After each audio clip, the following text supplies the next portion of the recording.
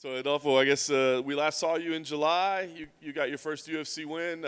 Talk to me about how important that was for your confidence to get that victory. Are you talking about my last victory? Yeah. It was a very, very good fight. I was feeling very confident, even after my last loss. But I fixed a lot of things that I was doing wrong, and I could get the win. Nice. And then we were supposed to see you in January, but you had to withdraw, right? I guess, can you tell us what happened there? Actually, I had a problem on my brain. Malformation. I don't know if it's the exactly word, but it's something that I was born with. So I didn't know was serious or if it was something like normal. But after do the angiogram, the doctor said that I was going to be able to keep fighting, and that made me very happy because I was really afraid to have to retire. I was going to say, so were you really thinking, like, maybe I'm done? This might be the end of my career? Yes, of course. Actually, I was sure that I would have to stop. I was waiting for the worst, and thank God that it didn't happen, and I'm here That's awesome. I'm gonna fight next Saturday. Has that changed, like, your mindset or the way you feel about your career, like knowing it was almost gone, and now you're continuing? Has that changed the way you feel about it?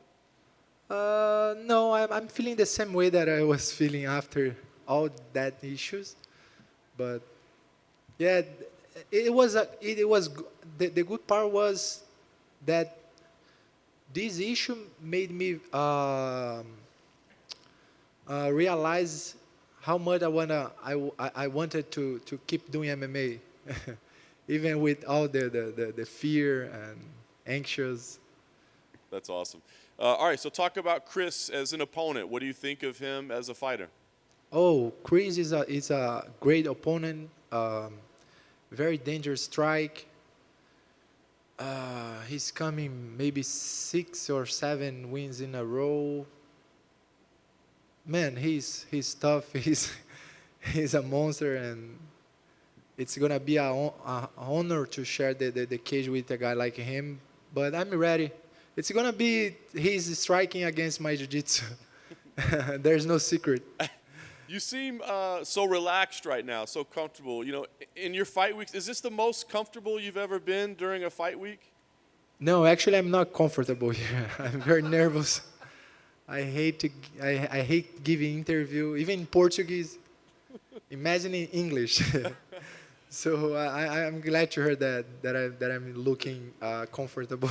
You're faking it very well. I hope to do the same thing on Saturday. Talk to me about this fight. I mean, is there something you want to prove? Do you feel like you need to prove anything? Or are you still kind of a white belt in MMA that you're just kind of learning and there's nothing to prove yet to anyone?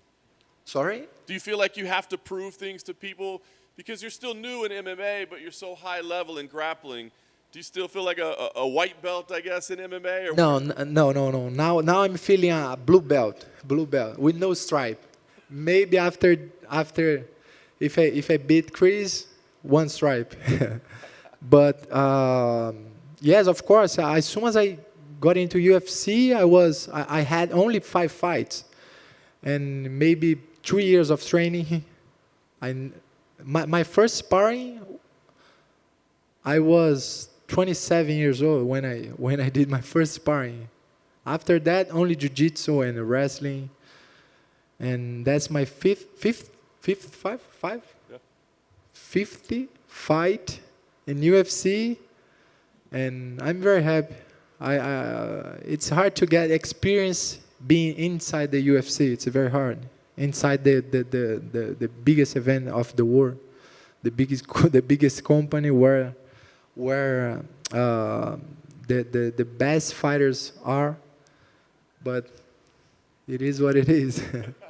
The last thing for me, I guess, no secret, jiu-jitsu versus striking. So your prediction, is it a submission on your side? Yes, yes. Everyone knows that.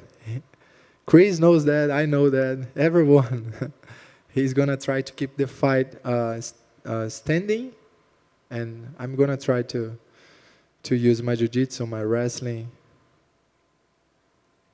Hey, Rodolfo. With you being one of the best grapplers walking the earth right now, who are some of the grapplers that you like to watch? Any division? Any division, jiu-jitsu, MMA, like who do you like to watch? I'm gonna talk about my division. I like to watch Sergi Pano. He has been doing a great work. He just finished Jacaré, and oh my God, that was incredible. Even I didn't get happy with that, but he deserved that victory, and he's showing a very good jiu-jitsu. Who else?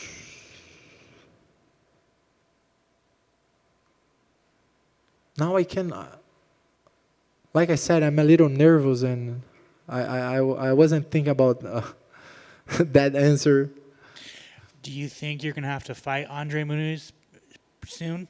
Maybe not next, but in the future. Sorry? Do you think you're gonna fight Andre in the future? Maybe, but he's taller than me. He's gonna fight Uriah Hall. He's a top. I don't know if he's a. I think he's a top 15 already, and for me it's a big path yet to get there, and maybe one day it's gonna be a pleasure to fight him or to get the top 50. But my goal is to get the top 15 one day. Cool. Thank you.